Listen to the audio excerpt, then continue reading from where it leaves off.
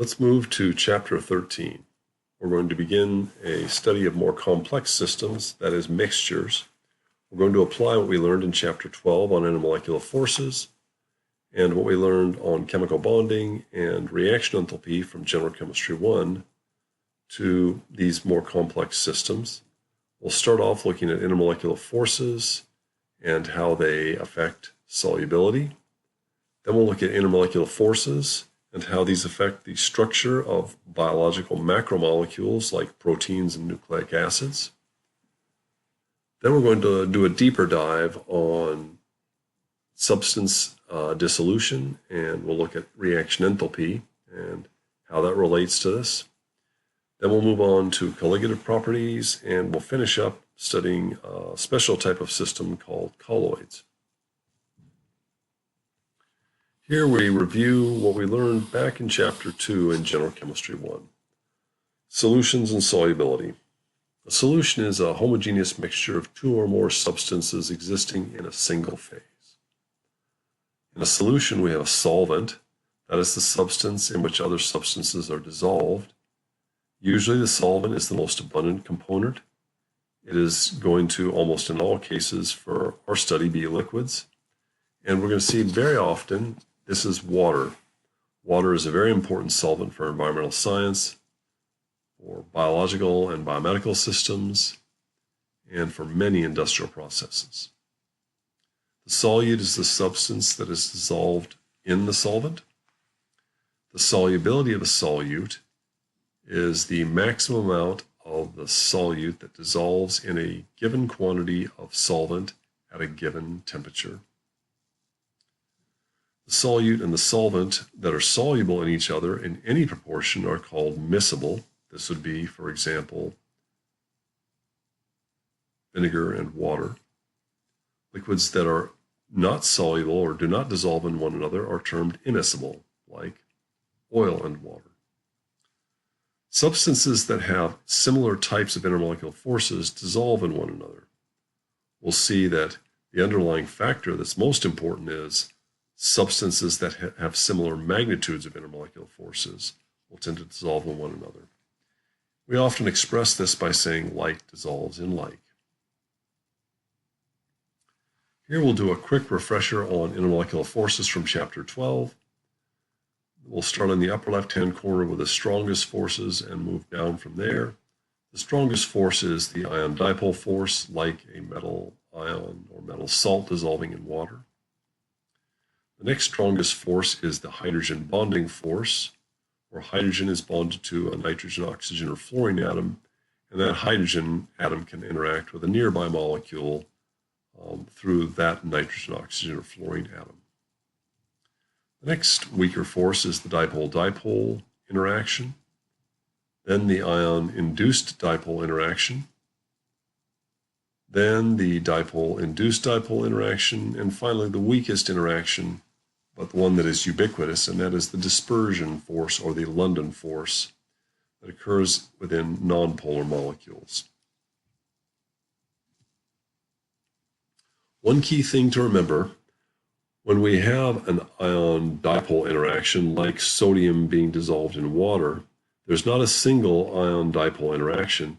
There are multiple ion-dipole interactions around each sodium ion, such that each sodium ion will have 6 interactions commonly. Metals can have anywhere from 4 up to 8 interactions with the surrounding solvent, and these can be labile and fluxional, but there is multiple interactions going on, so multiple stabilizations. When a solution forms, when we think about our intermolecular interactions and our bonding forces, the solute-solute attractions and the solvent-solvent attractions are replaced by solute-solvent interactions or attractions. So the solute-solute bonds have to be broken, the solvent-solvent bonds are broken, and then the solvent-solute bonds are formed. This only occurs, that is, a solution forms only if the forces within the solute and the solvent are similar in magnitude to the forces that replace them. Here we have an example of calcium hypochlorite. That's the common solid pool chlorine that you can buy as tablets. It's an ionic compound with calcium ion and hypochlorite ion. Of course, it's soluble in water.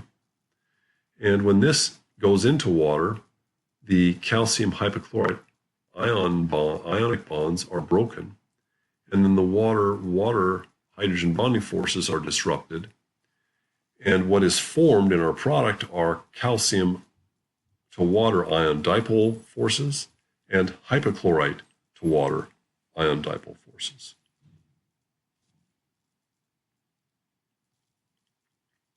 Some molecules have dual polarity. They have one end which is nonpolar and another end which is polar.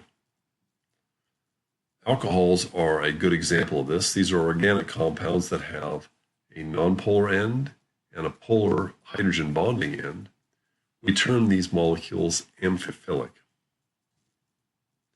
A general formula for an alcohol is given here, where n is an integer. Typically n varies from 1 up to about 20 for the naturally occurring alcohols.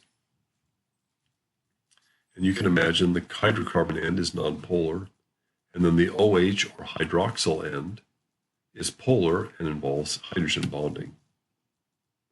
The OH group is polar. It interacts with water through hydrogen bonds, and then the OH group interacts with hexane through dipole-induced dipole forces. The hydrocarbon portion of an alcohol is nonpolar. That interacts through weak dipole-induced dipole forces with the water portion, with water when it dissolves in water. And then the hydrocarbon portion interacts with solvent like hexane through dispersion or London forces. So let's see how this plays out for a series of different alcohols of different sizes. Here we have 6 different alcohols, from methanol to hexanol, and we're looking at their solubility in water, that is a polar and hydrogen bonding solvent, and comparing that with the solubility in a nonpolar solvent, hexane, which has a molecular formula C6H14, and it's a nonpolar molecule. We'll start off on the first row with methanol. Methanol is a small molecule with a very small hydrocarbon or nonpolar portion and a similarly sized hydroxyl or OH portion, which is polar and hydrogen bonds. The methanol molecule is infinitely soluble in water. That means that when we say infinitely soluble, it will interact in any proportions. So we can have anywhere from 0% methanol in water up to 100%, and all the mixtures in between are fully soluble and miscible with one another.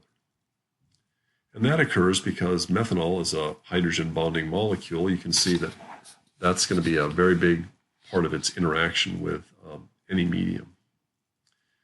Hexane, on the other hand, is a nonpolar system, and methanol is not as soluble in hexane. It's only 1.2 mole per 1,000 grams of solvent.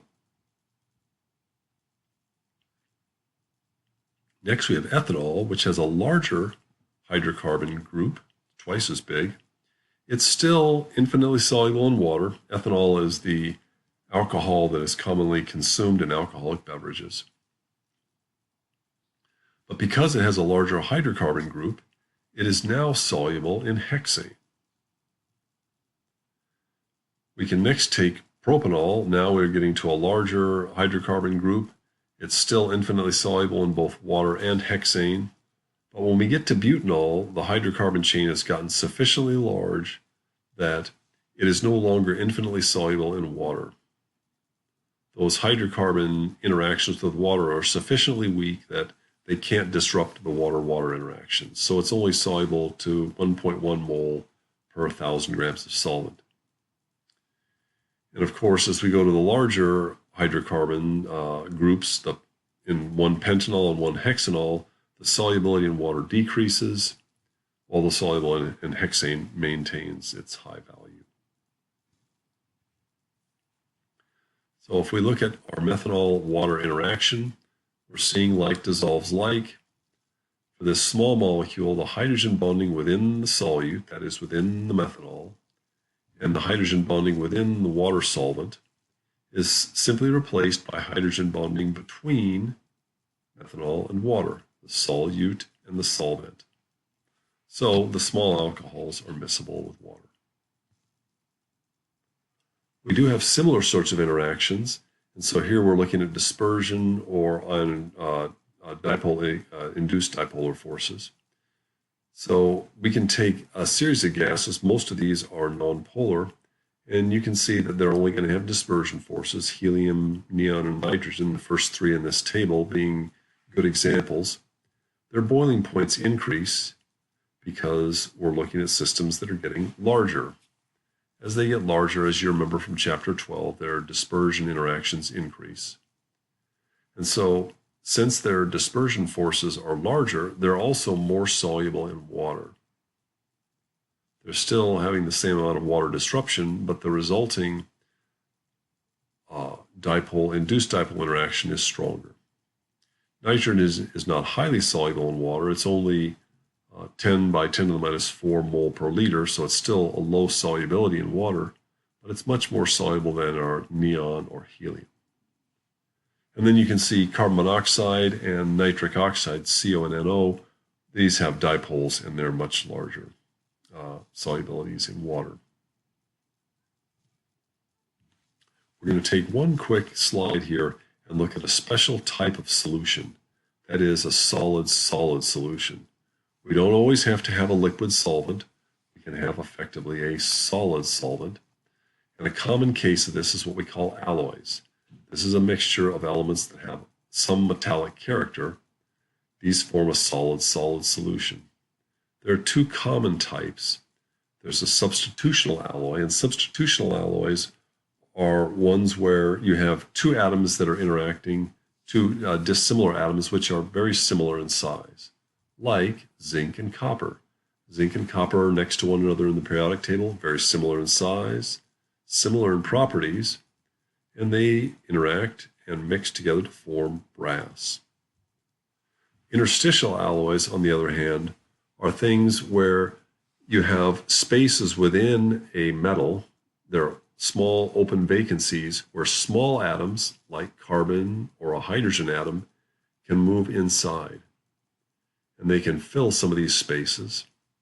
And an example here is shown carbon steel, where the carbon actually fills in small spaces within the iron lattice, forming an interstitial alloy. Next, we're going to look at intermolecular forces and how they play an important role in biological macromolecules. Biological macromolecules include proteins, nucleic acids, carbohydrates as well. We're going to focus on proteins and nucleic acids. As we think about intermolecular forces and how they affect the structure and ultimately function and properties of biological molecules, there are two key types of interactions that happen. So within a large macromolecule, there'll be polar or baryonic groups that can attract water. And there'll be other nonpolar groups that do not interact as favorably with water. The polar or ionic groups will very often be water-facing. Then within a macromolecule, you can have distant groups on the same molecule that can interact with one another in much the same way that solute and solvent interact. And we'll see how that plays a role in a moment.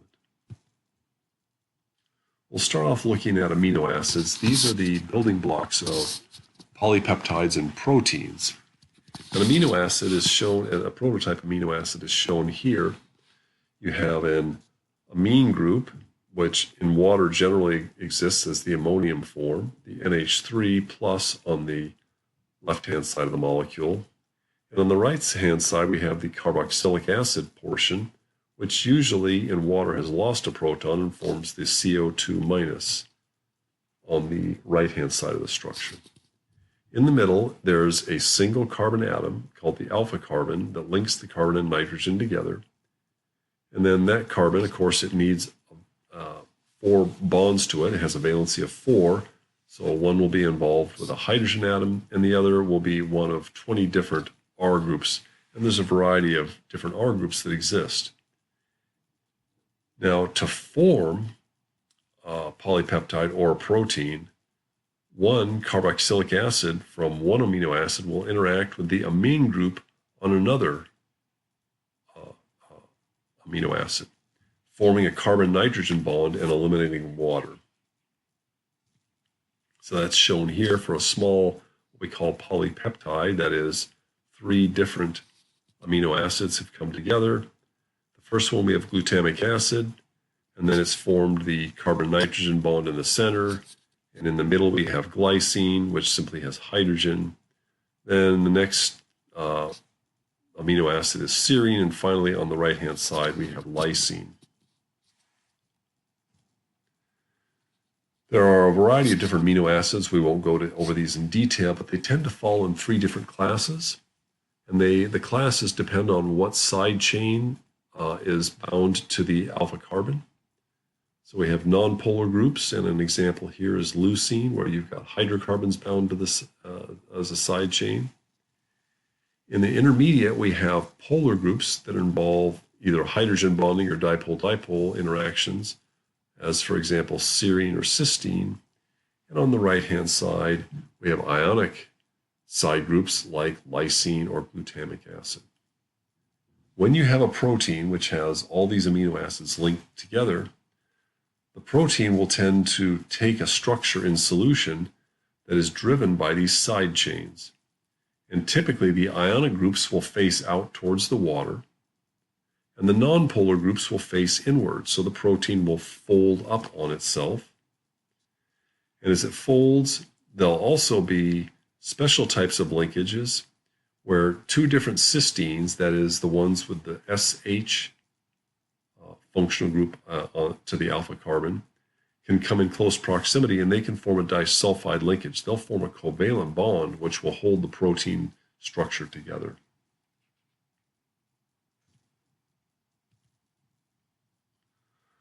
So another important structure that we see that involves, that'll ultimately bring proteins into play are amphiphilic molecules that organize into higher order structures.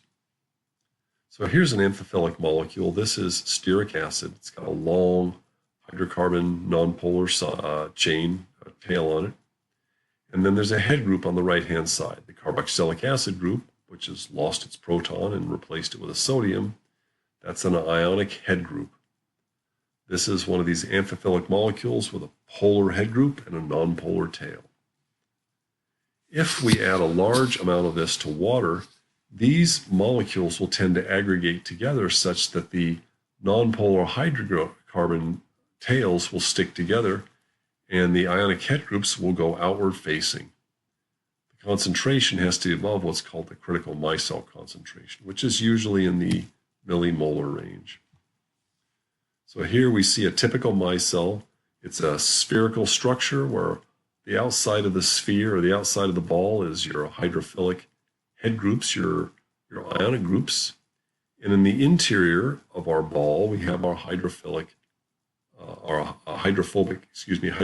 tails.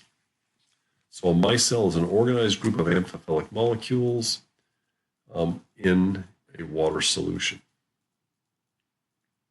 So this is one type of organization that amphiphilic molecules do. There's a variety of structures. There are things called lysosomes, and lysosomes have a bilayer structure, and this leads us to looking at cell membranes. Cell membranes have molecules which are called phospholipids. So there'll be a polar ionic head group, the phosphate end of the group, and a nonpolar hydrocarbon tail. Something like a stearyl group, that C18 group, or an oleal group. Maybe that has a double bond in it, like the kink here.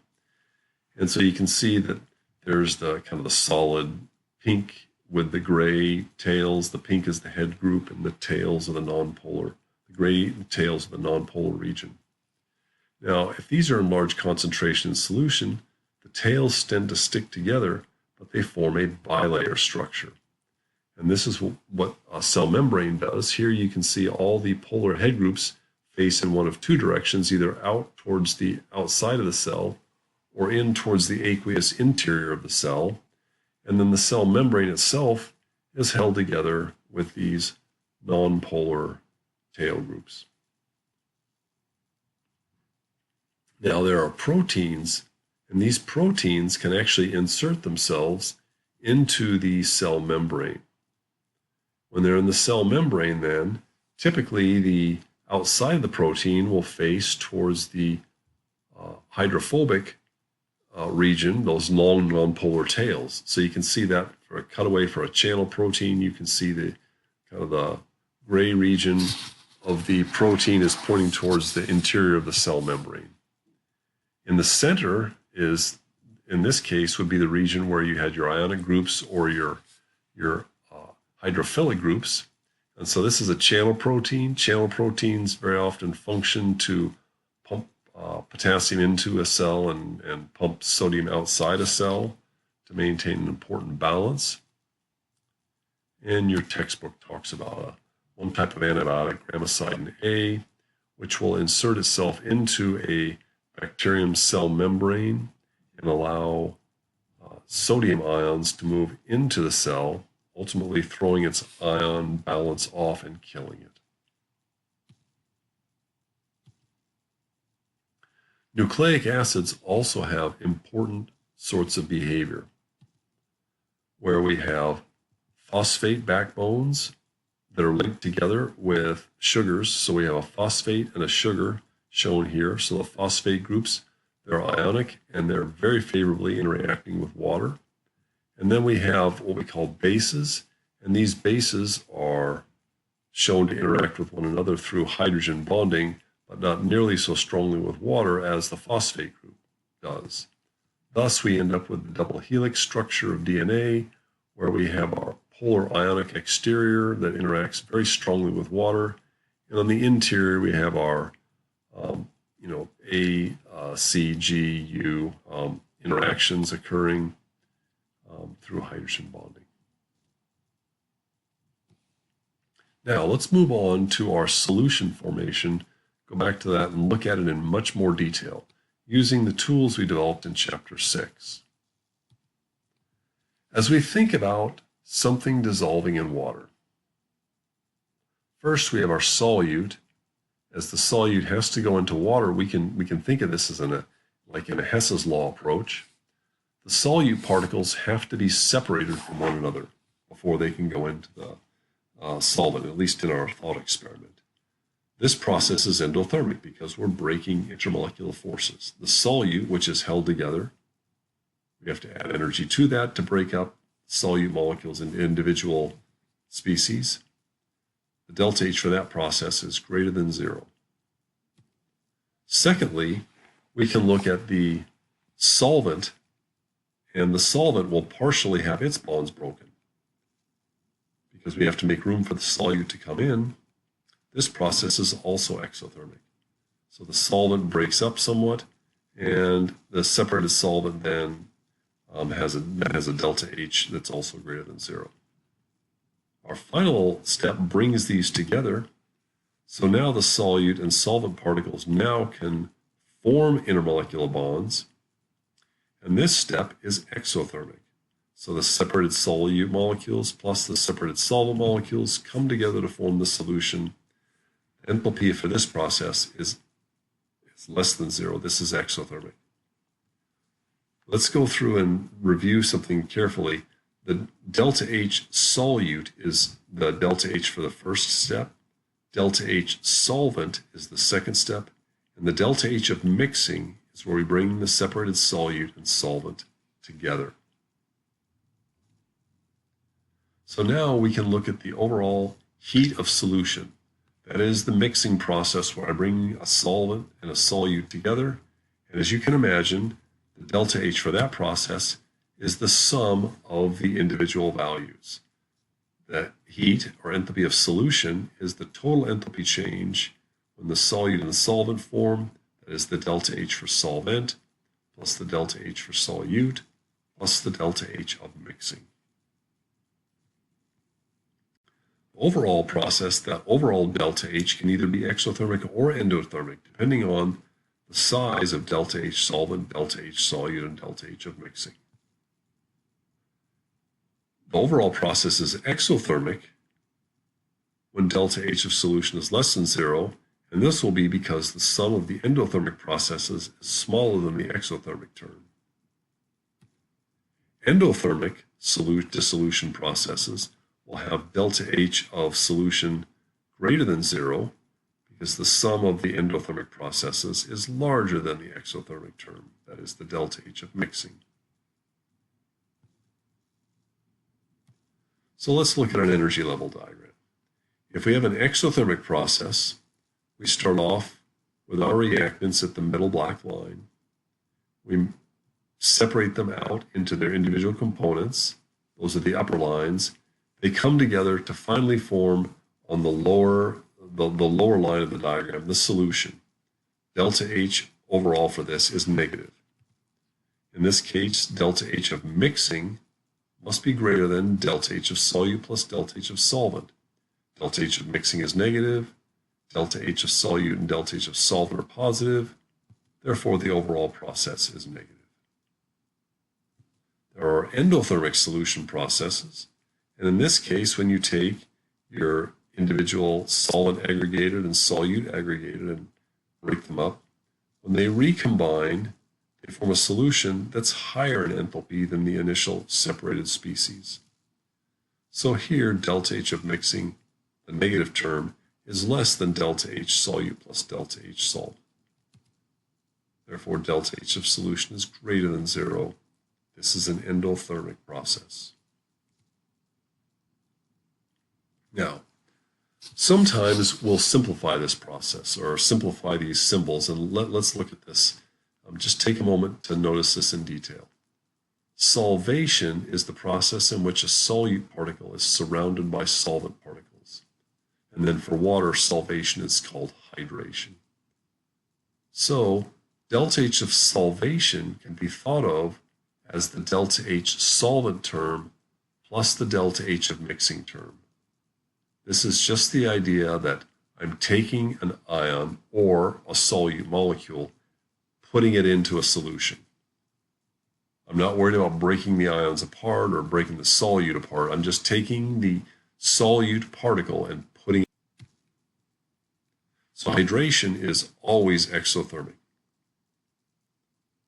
Ion dipole forces are very strong.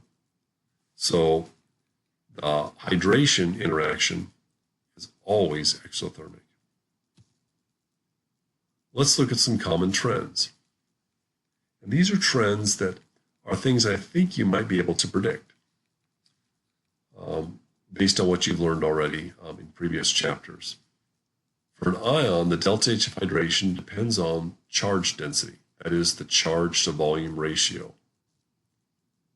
If you have a higher charge density, that means you have a smaller ion water distance and you have a stronger interaction.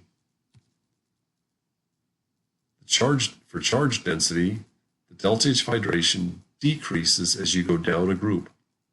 Why is that? As you go down a group in the periodic table, the atoms are getting bigger. And as the atoms get bigger, the charge density is dropping. As you go across a period within the periodic table, the charge density tends to increase, and so you get a higher delta H of hydration. So let's look at a table here. Let's look at group 1. So group 1, we have sodium, potassium, rubidium, and cesium. You see the ionic, they're all positive 1 charge because they're all in group 1. But the ionic radius is increasing. Therefore, the enthalpy of hydration of each of these ions decreases as you go down the column. Same thing goes for group 2. So you go from magnesium to calcium to strontium to barium. The ionic radius goes up, and the delta H of hydration goes down. This also holds for the negative ions for group 17, fluoride, chloride, bromide, and iodide. The size increases, therefore the delta H of hydration decreases. Now we can go from sodium to magnesium. They're next to one another in the periodic table. We're moving across a period. Now we're getting a higher charge, and you notice that the enthalpy of hydration goes up substantially. Same thing from potassium to calcium, and from rubidium to strontium, and cesium to barium.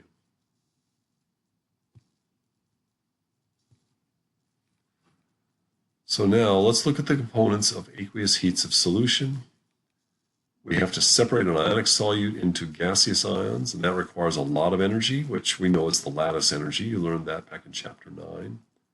So the lattice energy is energy to take an ionic crystal and break it up into its individual gas phase ions. For ionic compounds, the heat of solution is the lattice energy plus the combined heats of hydration. Because remember, the combined heats of hydration of the ion include the delta H of solvent plus the delta H of mixing.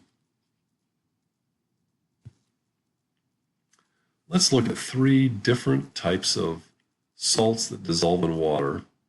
And these are 3 different ones that have different enthalpies. In fact, you may even have some experience with this. First, on the left-hand side, we have sodium chloride. Delta H of lattice is slightly larger than delta H of hydration. Therefore, delta H of solution is very small, and it's positive. So it's a slightly positive value. So when you dissolve salt in water, it's slightly endothermic, very small amount, 3.9 kilojoules per mole. If, on the other hand, we put sodium hydroxide in water, delta H of solution is very large and very negative. And so we see that this releases a lot of heat. In fact, if you throw sodium hydroxide in sodium hydroxide in water, you'll feel the beaker get extremely hot. On the right-hand side, we have ammonium nitrate. Ammonium nitrate has a fairly endothermic enthalpy of mixing with water. And it's overall endothermic by 25.7 kilojoules per mole. So when you dissolve ammonium nitrate in water, the solution becomes very cool. That ends the first half of chapter 13.